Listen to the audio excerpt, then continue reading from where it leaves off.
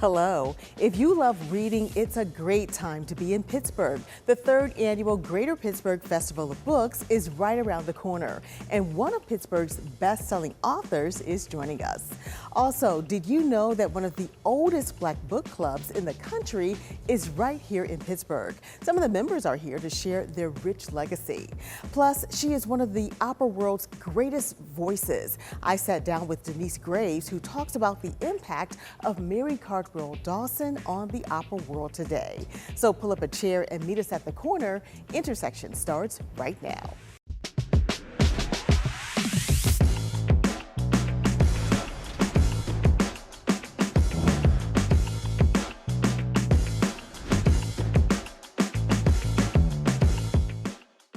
Hello, I'm Lisa Smith, the Director of Community Impact at KDKA Plus and the host of Intersections.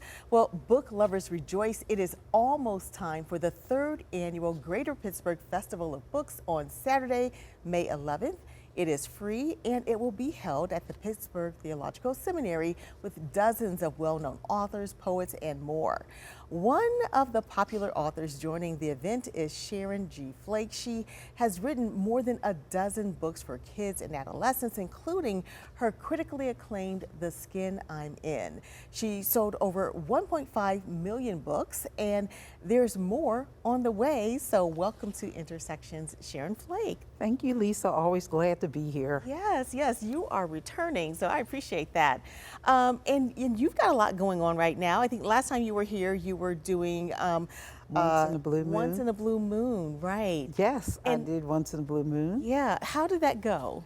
It turned out really, really well. The Junior League, the Junior Guild just gave it a nice award. Okay. It was just named one of the 58 top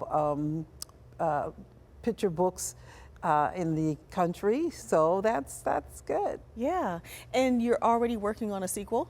I'm already working on a sequel. This time, the main character's sister is going to be taking the lead, and it's a historical fiction book again, taking place in Philadelphia, looking in part at the Great Migration and what it means when a girl thinks she has to be perfect. Yeah, well, you know, a lot of people really became aware of you and your writing through The Skin I'm In. Yes. That's 25 years ago. 25 years ago. What was it about that book in particular, do you think, that people really were really connected to?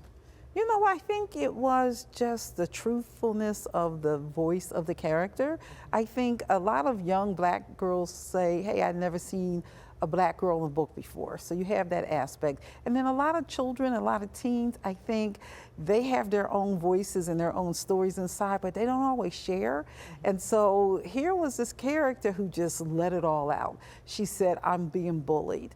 And this is the reason, the things that maybe some teens would like, oh no, I would never tell anybody I'm being bullied. Here she was. So it sort of gave them permission to like, wait, I can tell my own story. I can open up about my truth. And that's what happened all over the country with girls, with boys, with African Americans, Latinos, and, you know, Irish, all kinds of young people just started writing me or, you know, saying that, hey, this is my story too. And it also dealt with colorism. Colorism. And the color of the shade of her skin, the darkness of the darkness of her skin. That's why she's being bullied, right? People who are looking just like you are teasing you about it. It's a global problem because of the colonization of the planet. And so, again, I didn't even know how huge a problem was when I wrote it. Of course, I knew it was a problem. I have given birth to a dark-skinned girl, and I started telling stories to her when she was young about young dark girls who did amazing things. And then, you know, one thing led to another, and I wrote the book. And then I started hearing from young boys and young girls who just said, hey, this is my story, and this book made me feel not only good about myself, not only seen, but that I was pretty and beautiful just the way I am. I was just in New York, and I had a young boy we were taking photos, who came up to me and say, I am Malika. Just imagine a boy who's like 14 saying, I am this girl who was bullied. And I didn't say anything, and then he says, I was being bullied because of the color of my skin. He said, and then I started bullying. He said, and now I'm better. I've sort of worked through it, you know, because I read your book. Well, the thing is, I read somewhere where you said you didn't think that you were going to write a sequel to No. The Skin I'm In. Meanwhile, you did write a sequel.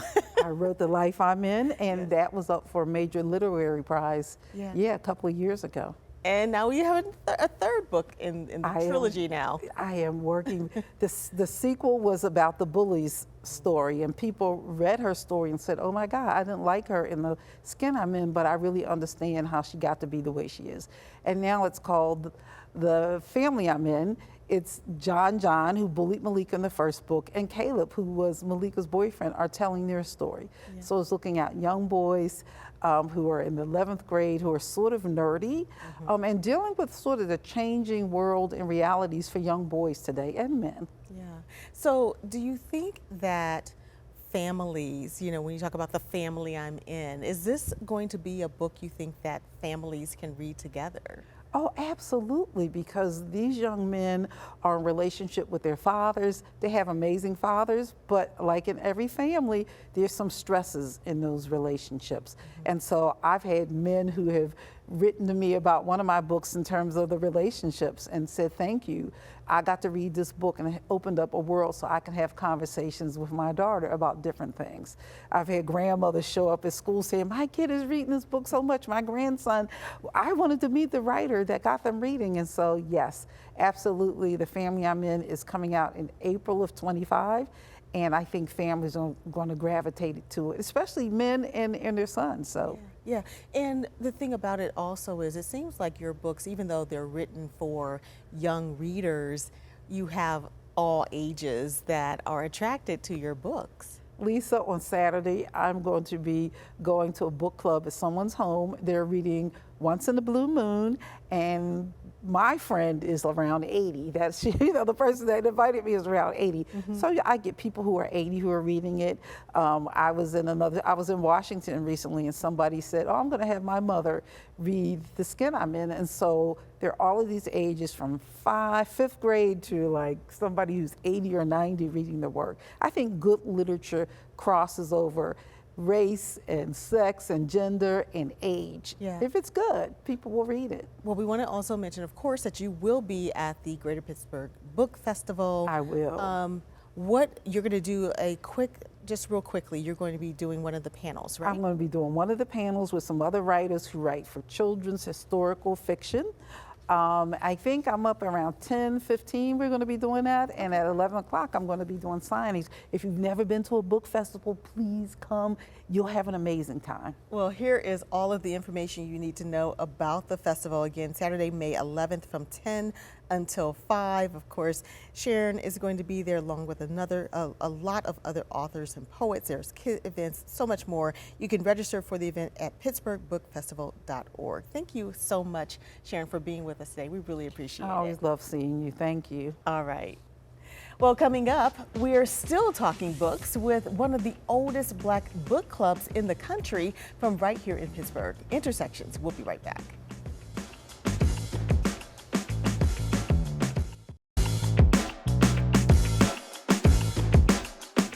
Well, they were 6 notable African-American women in Pittsburgh who were pioneers. All they wanted to do was read books and lift the community. And that was in 1894. They called themselves the Aurora Reading Club, and now 130 years later, the club is still active in the Pittsburgh community and still reading books. Joining me to talk about what it's like to be part of one of America's oldest Black book clubs are Thelma Lovett Morris, Pam Golden, and Agnes Curry. Welcome, ladies, to Intersections. Thank you so much. Wow, 130 years. That is so amazing. So, Thelma, tell me a little bit about how the club started. I know one of your family members actually was one of the people who started the club. Well, in fact, 2 of the charter members are family members. Rachel Lovett Jones was my great-great-aunt, and Hannah Greenwich Lovett was my great-grandmother. Yeah. And so both of them were charter members. But they wanted to do something to uplift the community and felt that reading and talking about the issues of the day. I mean, in 1894, I'm sure there were lots of issues that they could address. Yeah, yeah. So, what would you guys say has been the key to sticking around, for 130 years? I think it's the commitment to the continuing commitment to the original mission of self-improvement through reading and through community service. And so all of the members who have come through over the course of the years, decades, it shares that vision. And I think that's one of the things that keeps us as a vital and relevant organization. Yeah. So, when the clubs first started, there was this significance, obviously, was around reading, but that had to be really important in that time, especially for African Americans. Would you say, Agnes? Absolutely. Yeah. Absolutely. I was a reading teacher, and I just know the value of reading. And I'm sure they emphasized that the older people, along with the children, and 1894 is not far from when they were not allowed to read. So given the chance to read and enjoy, not just the Bible, but other forms of literature, I'm sure that was exciting. Yeah. So tell me a little bit about how you guys select your books. I mean, who gets to say, oh, I want to read this book? Well, our members offer suggestions of books that they are aware of or books that they have read. And then we have a program committee, and they review the books and make suggestions, but it's fairly flexible that we try to read a variety of literature. Yeah. So we have a set of books that we read and discuss during the course of a program year, but the other thing that we do, we share other books that we may personally be reading. What book are you reading right now? Is there a book right now? We just finished The Convergence of Water. Okay. All right. Was that an Oprah Book Club? Yes. Yes, It Yes, was. it was. Did you like Yes. it? I like very this. much. Yes. Yeah. Very much. Yes. Yeah. Now, I know the other thing you have is you have an annual reception, right? Yes. Tell us a little bit about that. Again, I had the honor of chairing the Aurora Spring reception this year, and it was held in April at the August Wilson Center. Normally, we have a lot of business meetings, so now we had a chance to have a reception, social, and invite guests. Yeah. Yeah. So that looks like it was a really nice event too. We hope we enjoyed it all.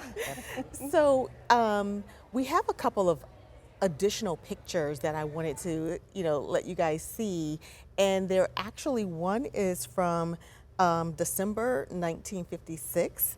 And if you can see it on the screen, it includes Carolyn Lovett on the far left and Ethel Golden on the far right. Those are your family members, right? That's right. Yeah. What is Caroline Lovett was my great aunt. Okay. And Ethel Golden was my grandmother. Oh. And both, I think, Thelma, and we're both fourth generation members. Four generations. Right. So my grandmother was a second generation because I had relatives who joined, Frances Golden, who joined with Rachel Lovett Jones and as a charter member. So. Yeah. And then we have another picture from September of 1959, and it's just a large group picture of some of the members, but it does include Wilhelmina Bird Brown, Right. who, and I know you guys were telling me before that there are a number of members who were very significant in the community. So this organization has definitely done a lot of great things. What comes up for the next 130 years? Well, we're in the midst of planning our 130th anniversary celebration, and that will be in November. Okay. And so our members will be inviting guests to celebrate with us. Well, that sounds wonderful. Ladies, thank you so much for being with us and sharing about your historic book club. We appreciate it. Thank you Thank for the you. opportunity. Thank you so Absolutely. much. All right. Well, coming up, one of America's best-known mezzo-soprano opera singers discusses the legacy of Mary Cardwell Dawson. Intersections. We'll be right back.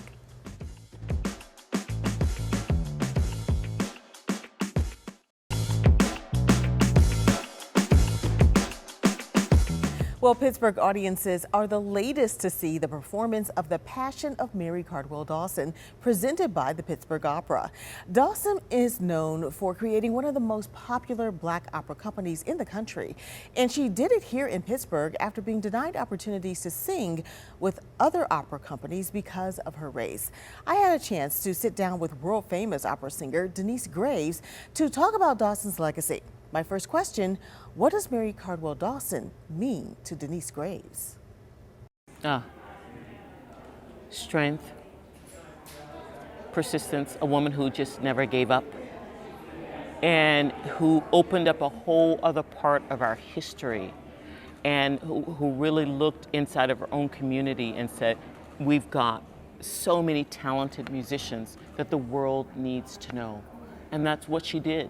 She created a stage for people to showcase their talents. And she introduced wonderful black artists to the world. And she left an amazing legacy, you know, for all of us. Denyce Graves speaks passionately about Mary Cardwell Dawson, who founded the National Negro Opera Company in the 1940s, right here in Pittsburgh. The company performed beyond Pittsburgh in cities like Chicago, Washington, D.C., and New York. But Graves didn't know that history when she was a young girl. Although she's had an amazing career, she says that knowledge would have made a difference. I think I would have saved a lot of gray hairs, first of all. I think, you know, I wouldn't have punished myself so much growing up. Not feeling like that I was in a place that I wasn't welcomed or that I didn't belong. I'm talking about particularly growing up and falling in love with classical music and having people tell me that that was white or that was not a place that I belonged. I think that if I had known about her right away, I would have said 100%, you know, feet planted on the ground, I absolutely belong here, you know. And so this is what we were talking about in the conversation tonight, why representation is so incredibly important. Because, and this is what I think also speaks to social justice too. And I think it's a really, really important piece because we have been told a very lopsided history. And for a lot of black people, that has erased our contributions and our gifts to the country and to the world. And I think that if people knew that, I think, you know, when you know, my white professors would say to me at the conservatory, what are you doing here? If he had known about Mary Cardwell Dawson, I would have said, what are you doing here? No, absolutely not that I belong here, but I think that the misrepresentation of telling a partial story has led to the great inequities that exist, right? In our country. There's no question about it. I think that I would have been regarded differently, would have been looked at differently, would have been respected in a very different way if we had shown that there have been all these amazing, even back in the 1600s, these amazing classical artists.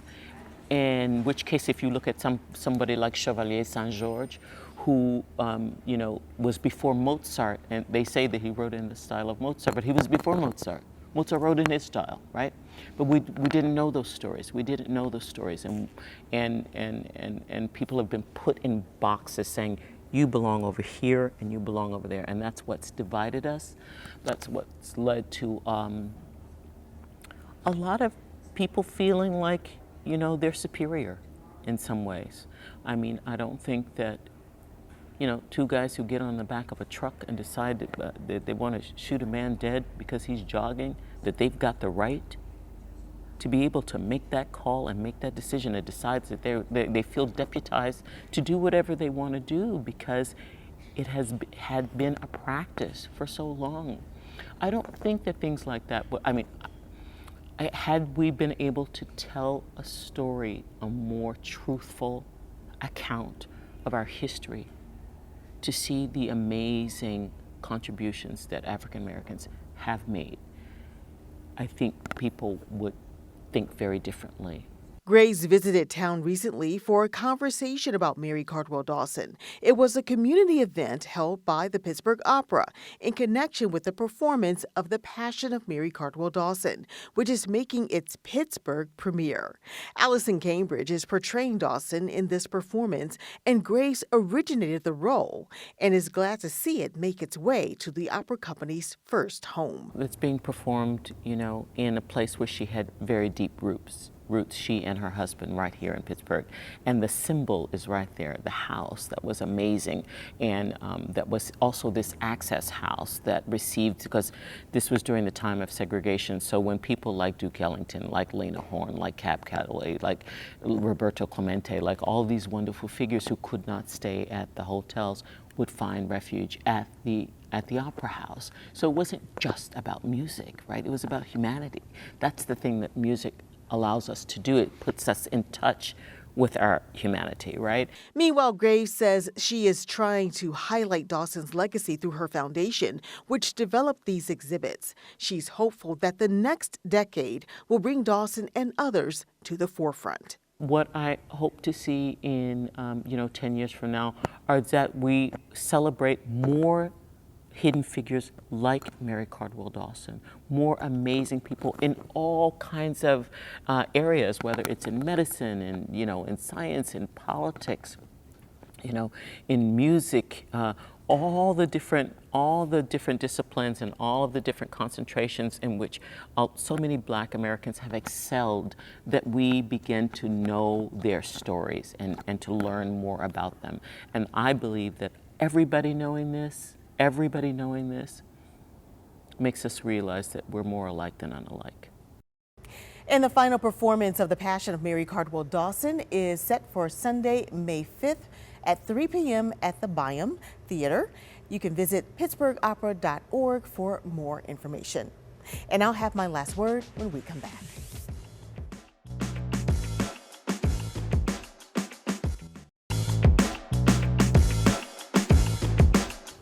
Reading, it opens up a whole new world of thoughts, experiences, perspectives. A book can let you see how the other half lives. It can also teach us about ourselves, how we see ourselves, how we appreciate ourselves, how we value ourselves. So reading and books are essential. It's been that way even before the Aurora Reading Club started back in 1894. So whether you're connecting with good friends or family members over a good read, it may actually jumpstart a conversation that lasts from generation to generation. Thanks for watching. We'll see you next time on Intersections.